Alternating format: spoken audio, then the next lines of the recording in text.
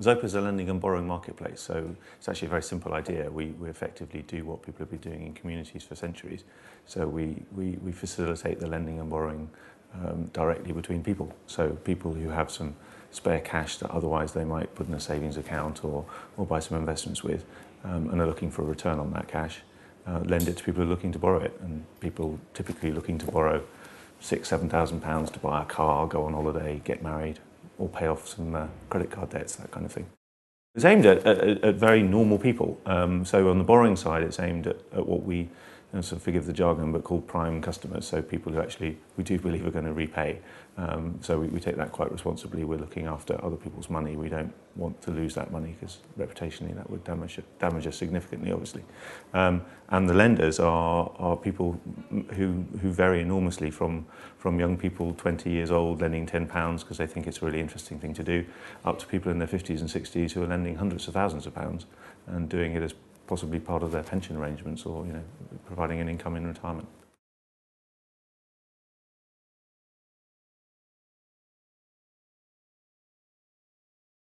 We focus on something that has subsequently been proven to be really useful. So we sort of got lucky, if you like, in some of the brand positioning we made, perhaps for some of the wrong reasons, but that's, I think, often the case. And we did research ourselves, but also we had access to plenty of research, which told us very clearly that consumers didn't trust banks to look after them. They did trust them to exist, but they didn't trust them necessarily to look after their best interests. So do I trust my bank manager not to charge me fees that I don't think are fair? No, I don't.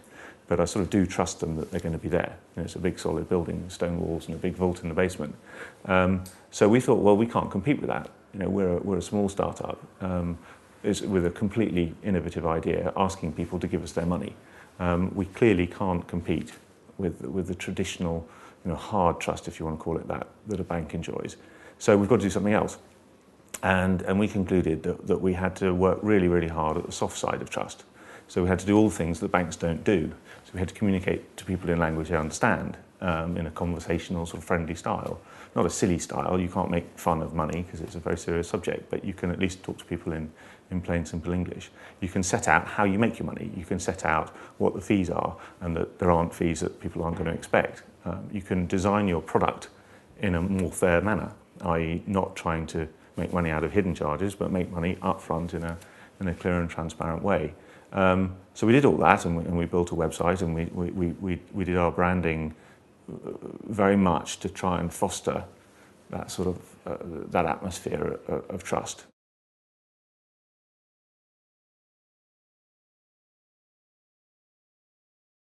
We also did some sort of hard things, I suppose, like we became regulated by the FSA, which is a kind of helpful thing to do when you're starting out in business, in financial services, and so we created this sort of communication style that I think was quite distinctive and unusual, and people liked it.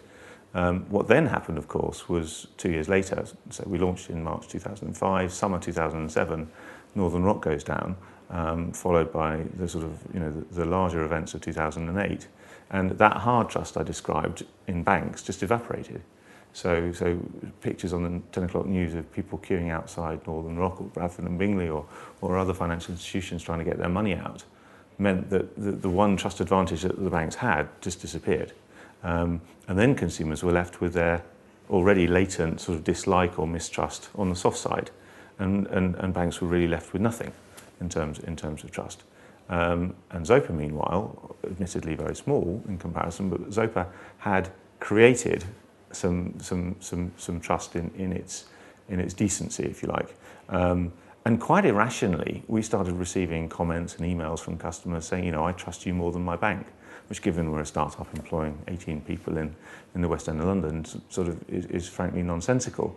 But I think symptomatic of the sort of the feeling of the times. So the branding work we did was extraordinarily helpful.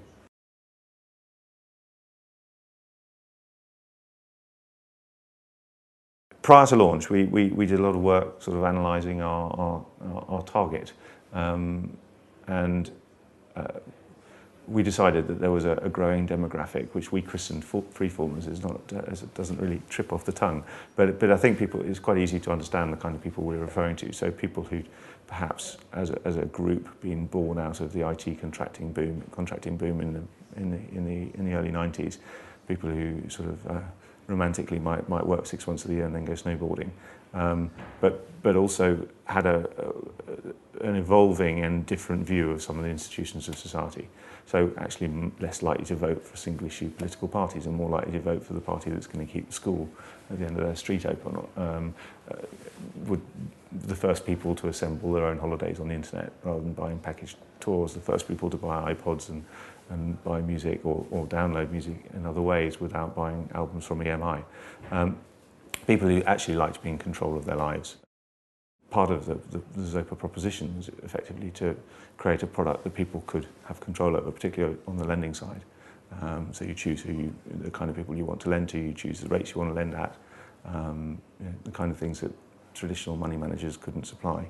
And on the borrowing side, you don't have the experience of applying cap in hand to a bank and waiting to see what they say. You simply go into a marketplace, and the marketplace gives you a price, and you say, yes, I like that, or no, I don't. That's quite a different experience to the sort of more schoolboy sitting outside of a headmaster's study of the traditional approach.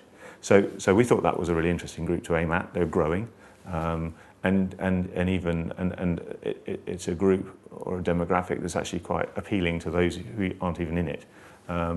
So always a good idea to launch a business into a growing market. The reality, of course, was somewhat different in that these people are actually extremely difficult to market to, because by virtue of their sort of, what's the word? Not unconventionality, that's too strong, but non-conformism perhaps. They're not easily reached by traditional marketing means.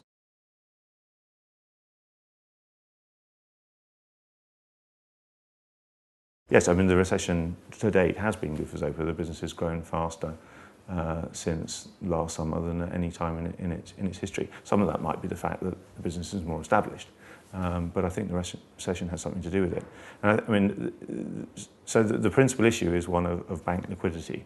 So banks have, for well-documented reasons, have a distinct lack of liquidity, and that's been shown up in both their desire not to lend to people that perhaps they would normally choose to lend to. So perfectly respectable, creditworthy people are simply being denied the opportunity to borrow funds. But even when they are lending, their lack of liquidity has driven their pricing up up enormously. So the rates of personal loans have gone up from, say, typically 8 or 9% 3 years ago to 12 or 13% at a time when bank base rates have fallen from 4.5 or 5 to half. So the sort of core Bank of England rate's gone down while personal lending rates have gone up. And that's presented an opportunity on the borrowing side, in the sense that our requirement to be cheaper than banks is much easier to deliver. We don't necessarily have to be half the price of banks for Zopa to represent great value. It just has to be a little bit cheaper than banks, and we reckon we're about 20% cheaper. So while our credit criteria are very high, and there are many people we decline for a loan, you're not going to not get a loan at Zopa because we don't have the money to lend you. So the marketplace is highly liquid. So I suppose another way of looking at it is that Zopa exists in the bank spread, the gap between what they pay their savers and what they charge their borrowers, and that spread used to be, say, 4 or 5% typically. And in some cases, when they were being aggressive, down as low as, say, 2%, and now it's perhaps 9–10%.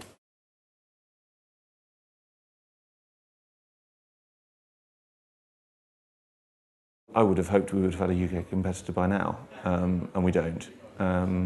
So for me, if someone else entered our marketplace, then that would be great validation of the marketplace, and I think it would help generally. I'm sure it will happen. I mean, I think people are interestedly watching our progress, and the fact that we're growing very quickly and aren't shy of telling people that won't be unnoticed. I think that there's quite a powerful network effect in the business, in the sense that a bit like there's one eBay, ultimately, typically in most territories. So the marketplace, the size of the marketplace itself becomes quite a useful competitive tool. So our challenge is to grow the marketplace sufficiently that it becomes a significant barrier to preventing other people from being too successful.